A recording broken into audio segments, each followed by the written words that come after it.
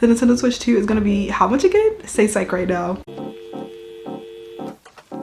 All right, we need to talk about the Nintendo Switch 2, like seriously. So we have finally gotten a look at the Nintendo Switch 2 and I have a lot of thoughts. I have a lot of thoughts swirling around. I wasn't sure if I felt like doing a video, but I also just really want to discuss this with all of you guys because like I just keep thinking about like everything, and like the more I think about it, the more there is to unpack with the Nintendo Switch 2. So we're gonna talk about the Switch, what is going on with the Switch 2, and then I'm gonna get into some of my thoughts personally, my opinions about the Nintendo Switch 2, whether or not I feel inclined to pick it up, and I just want to start a discussion here as always. But before I get started, my name is Delaney. I love talking about video games. I'm over here chilling in this corner of the internet. If you want to rant about video games as well, like and subscribe, and thank you so much to the channel members supporting the channel as well. All right, so before I get into my jump off thoughts about the Nintendo Switch 2, let's get into the facts about the Switch 2. The direct was about 60 minutes long, and it did feature a lot of like the technical specs of what the Switch 2 will have to offer, and it also introduced new ways of gaming with the Nintendo Switch. So I do want to talk a bit about some of the specs, but let's go down the line. First, we're going to have a 1080p screen, and then we have a TV connection with 4K resolution and frame rates up to 120 FPS. There is magnetic Joy-Cons, which we already knew about, and also each controller is going to be a mouse, which I think is pretty interesting. There's a button specifically on the Switch Joy-Cons that can open up game chat where you can chat with your friends, and it kind of looks similar to like Discord chat. There's a bigger screen. It's a 7.9-inch screen. They have two ports, one on the bottom and one on the top for charging and adding accessories. So they also have like an accessory of a camera where you can use it for game chat and game sharing as well. It's gonna be 256 gigabytes, and as of right now the price is actually $450, and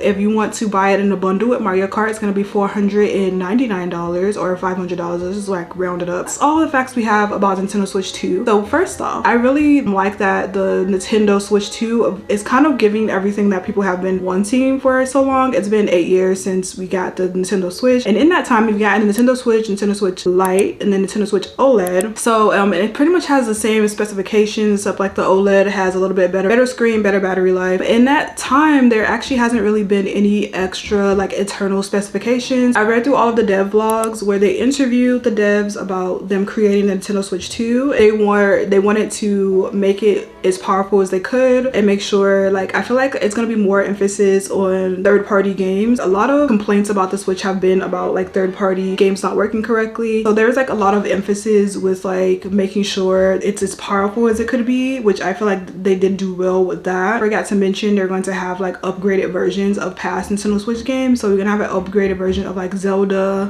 Breath of the Wild and Tears of the Kingdom, also Kirby, and it's gonna have an extra like DLC. With the specifications, is really interesting how they did add all the things that people have been complaining about, but I just feel like I feel a little bit of disappointment at the same time. I feel like when you watch the direct, they did not tell you the actual price of the Nintendo Switch 2, and as soon as I saw it, like as soon as I watched all that 60 minutes and they showed us like, oh, these games you're gonna get, and I was like, okay, so how much, what do you want? Like, pull my wallet out. What do you want? And they did not show that in the direct, and I felt like my antenna was going off, and I was like, why are we not showing the price? And then I go to the website and I see $450. How much? I let it go for about $40. $40? Actually, the $450 and $500 is not terrible, to be real. Like, I can understand it. My thing right now I've been seeing is that it's gonna be $80 digitally for Switch 2 exclusive games, and then if you want to get it physically, $90. And as a physical collector, that hurts me so bad because I'm like, is physical collecting like trying to die? Like, I honestly, of all the companies, I didn't expect that Nintendo would just like suddenly start charging so much for their games. And I know that we're like, of course, inflation, all of that, but it just feels really expensive. Like $60 is actually pretty steep already, and you guys already know I like to get all my games on discount, but $90, like that's just crazy. Like and I actually, all of the pricing has really just kind of like not stuck well with me when it comes to this Nintendo Switch 2, and it just sucks because I was just really excited to learn more about it, and like I already felt like, oh, I can't wait to be able to play games and see like how much big of a difference they're going to be. But for me, I'm not as inclined right now to pick it up because first off, it's also in all black, and I was hoping we get different types of colorways. I feel like I'm probably going to end up waiting a year to pick it up as well, because like I still have like a bunch of games to play on my Nintendo Switch, and I still have my 3DS, my Steam Deck.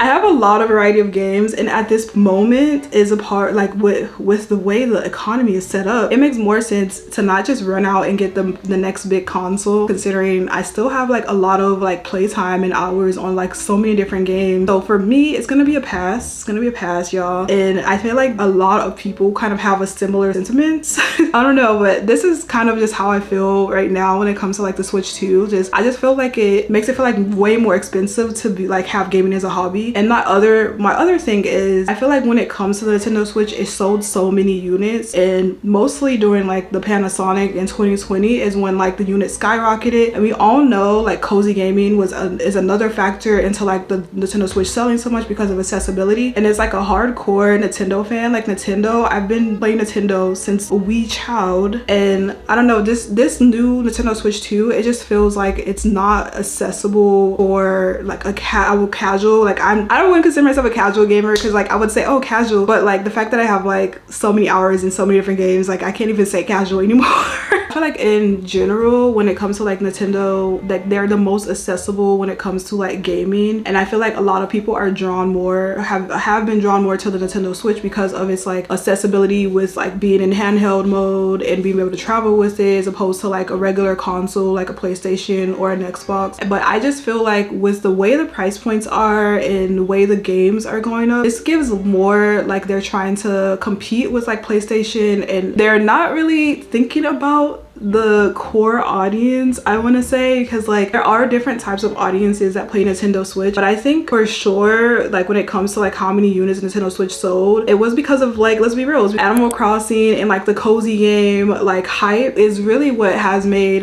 Nintendo Switch be like the highest selling console that it's been. Like, and I know that is a generalization and what facts do I have, but I kind of do have facts because like everyone during 2020 was playing on a Nintendo Switch, and the amount of units sold for Animal Crossing was like so exponential. And I know it was during the time when everyone was on lockdown, but I do feel like this doesn't feel as like accessible as past Nintendo Switch consoles have been, and that's why I am a little bit turned off by it. Like I feel like I'm wondering how well it would sell over here. But also I forgot to mention pre-orders in the US have been delayed by a week because of the tariffs as well, and our political landscape is a nightmare spirit, let's be for real. And like tariffs have been added onto like a lot of different things, and gaming is being affected as well. So like I don't know if that price that we're even seeing is probably gonna go up, possibly because of tariffs as well, and that is just a whole nother story. So like I don't know, this whole like reveal of Nintendo Switch 2 right now for me personally just feels a little bit like lackluster. It's like bittersweet, it's like really bittersweet. But you guys let me know what you think. At the end of the day, this is my opinion, so please do not tussle with me in the comments, y'all. It's like very mixed right now, but for me that's my personal opinion. I just want to know what you guys think down below of like the Nintendo Switch 2. What are your thoughts? Let me know down in the comments. Thank you so much for watching as always, and I'll see you guys in the next video, and have a wonderful day. Bye.